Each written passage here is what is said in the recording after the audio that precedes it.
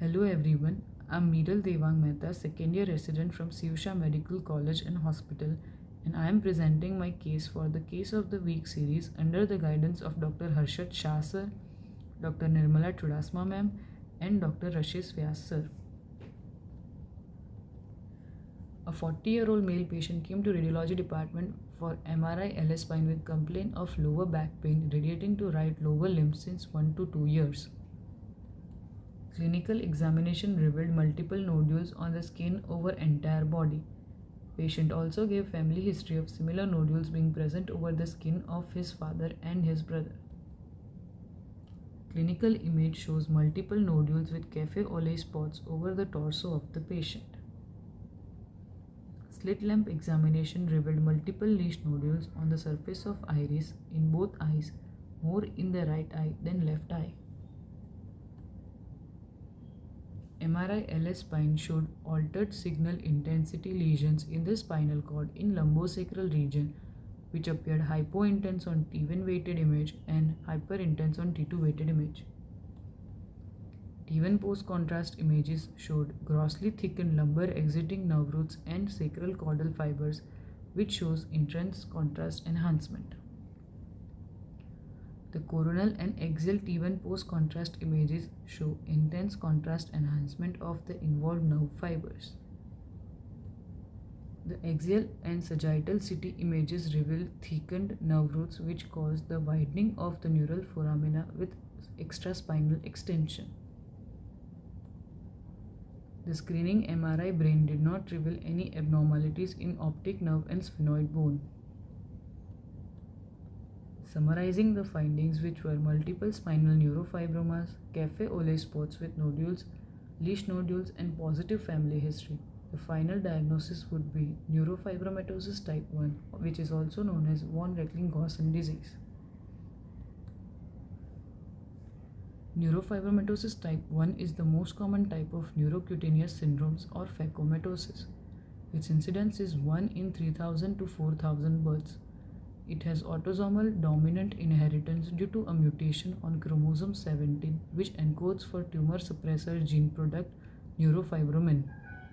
The diagnosis is made on the basis of at least two major criteria. Minor criteria are supportive of the diagnosis. Major criteria include cafe au lait spots, freckling in the inguinal or axillary areas, one plexiform neurofibroma or two neurofibromas of any type, visual pathway glioma, two or more lesion nodules of iris, distinctive osseous lesion, example sphenoid dysplasia or thinning of cortex, first degree relative with neurofibromatosis type 1. Minor criteria include small stature, macrocephaly, scoliosis, pectus excavatus, hematomatous lesion of NF1, neuropsychological abnormalities. Of this, the radiologically detectable features are neurofibroma, optic nerve glioma, bony lesions, and hematomatous lesions. Optic pathway glioma are usually WHO grade 1 pilocytic astrocytomas and are the most common brain abnormality in NF1.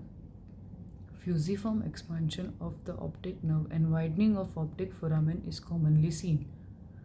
Hematomatous changes of NF1, also known as unidentified bright objects, are seen, which are areas of myelin vacuolation which appear hyperintense on T2 weighted images and normal signal on T1 weighted images with no contrast enhancement.